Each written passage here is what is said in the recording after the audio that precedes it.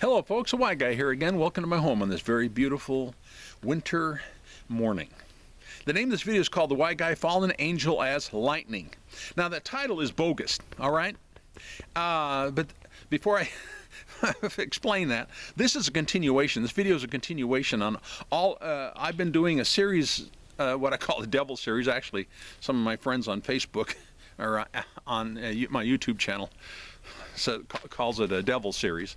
Anyway, of all the names and the titles and the descriptions that have been given to, and I will use the word fictitious, but been given to a devil-type character, all right, and it's been misunderstood and has been perverted for centuries by religious carnal minds. It's really weird to use the word religious and carnal in the same sentence, but that's what's going on, folks.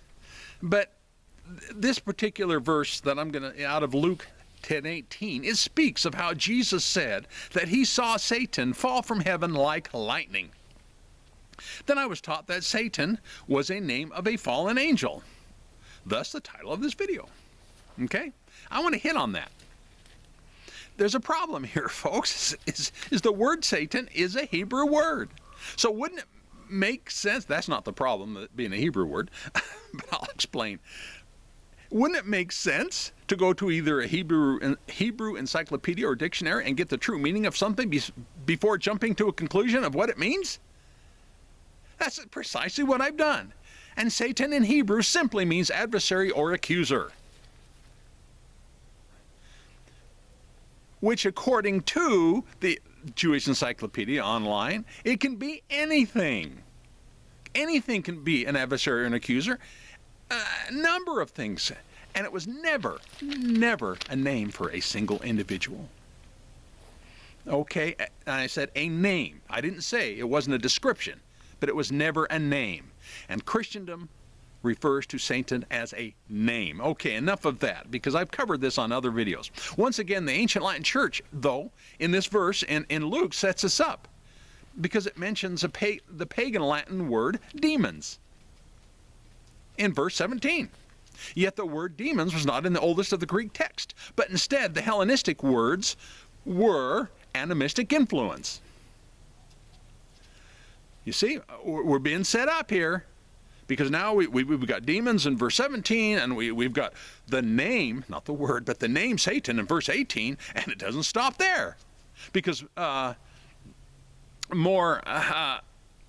making the word Satan into a name, then insert demons to the mix, it backs up the pagan mythology of the ancient Latin church and their agenda to keep people in fear. Okay, now more hyperbolic language was also used in verse 19, because it continues. Like I said, it doesn't stop there. In verse 19 it says, I have given you authority to tread on serpents. Serpents? Gee, was there a serpent in the garden? And scorpions. Ooh, that sounds like something that's demonic to me, doesn't it to you? And over all the power of the enemy. Well, our enemy is not with flesh and blood, but powers and principalities of the air. See, I know how it all works, folks. I already did a video on powers and principalities of the air, and guess what? It's not talking about any spiritual entity. But I just want to see show you how ignorance sets us up to swallow the Kool-Aid. All right? Anyway, he says, and over all the power of the enemy, and nothing will injure you. And the key word in this verse is you. And it's not talking about you, and you as a viewer, nor me. It's talking about who was listening to Jesus. We got to get the context of what was going on, because what was going on is the Jesus' disciples, his disciples, not us, but those at the time that Jesus was speaking these words, they were going around all over the place, and they were healing people, and they were casting out animistic influences out of the minds of people. You notice I didn't say they were casting demons out of the bodies of people. Okay? And from the very beginning, who was their enemy? Who was the scorpions? Who were the serpents and the snakes? How many How many descriptions did Jesus call the Pharisees at the time? He called them those kind of things all the time. And since heaven, in the mind of the Jew back then, represented the temple, who do you think the enemies were that Jesus was telling them not to fear? Common sense. That's all this is all about.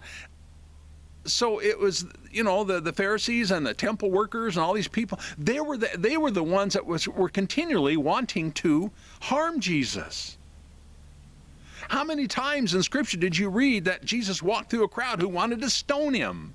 Who do you think instigated? Who do you think were the first ones to pick up those rocks? Those are the enemies that Jesus was talking about. Okay, very practical. This is a very practical verse. Nothing spiritual and woo-woo about it, all right? So anyway, so what did actually fall from heaven, since this verse doesn't even mention an angel, and yet it's assumed by all of Christendom that, it's a fallen angel. Why? Because the name, not the word, Satan was used. And everybody knows that Satan is the head honcho, the head fallen angel. You see how perverted and how we've been misled for so long? Anyway, so who was this, since an angel wasn't even mentioned? Revelations 12:10 actually answers it by using the same hyperbolic language that they used in Luke. Quote, for the accuser, there's that word accuser, of our brethren has been thrown down. Thrown down where? Who was the accuser? I know I'm getting off a little bit, but who was the accuser? Who was always the ones that were pointing the finger at Jesus and his followers? The people from the temple, the Pharisees and the Sadducees. Okay, anyway, for the accuser of our brethren has been thrown down, he who accuses them before our God day and night. People are probably even praying. How many times have you prayed that God would destroy that country over there because they bombed our country? How many Christians you think do that? I think quite a few do. You see? How many Christians go before God day and night accusing someone else of doing something and saying, God, do something about it, stop him, kill him. And not only that, after you kill him, send him to hell for an eternity.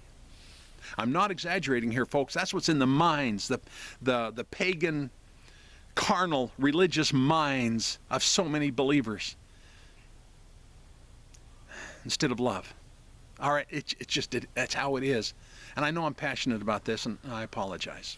So coming close to a closing, a friend on Facebook by the name of Michelle Cormier, and I'm probably saying her name wrong, and I apologize, Michelle, if you happen to watch this, okay?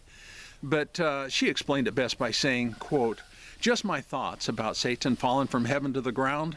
If we see this as symbolic of the adversarial thinking that accuses us in heaven, maybe Jesus was saying the accusations that we believe cause a divide between God and man, and has been cast out of heaven.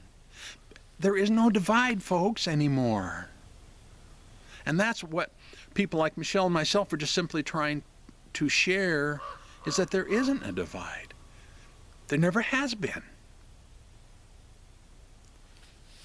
Another friend named Martin Fell, hello Martin, he used some common sense when he said, even if there was an evil fallen angelic being, and then he's quoting me, he says, which, as you said, why would God create such a being? In other words, what's the purpose? He continues by saying, would a loving father really allow, or even worse, cast such a being to the planet where his beloved children live, when God had billions of planets to choose from? Okay. And he continued by saying, I use this illustration. If you had a house with 100 rooms, would you put a known child murderer in the one room your young kids are playing, if you had the power to lock them in any other room? Close quote. Bam, Martin. Okay, we as people, we as lovers of God, which almost all Christians are, okay? We need to pull our religious heads out of our proverbial butts and learn some things of reality, of history and language and culture, and not just continue to take the red pill and drink the Kool-Aid of religion and just go around just being led by the nose, okay? I think that my next video is going to be, what is another thing that people consider the devil, Christendom considers the devil a falling star? I think that's going to be my next one. Let's describe the falling star and when it was mentioned and how many times it was mentioned in Scripture and what have you. I hope this video has made some sense.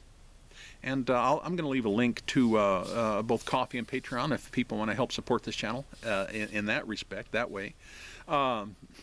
Your love and your loving comments are more support to me than anything else.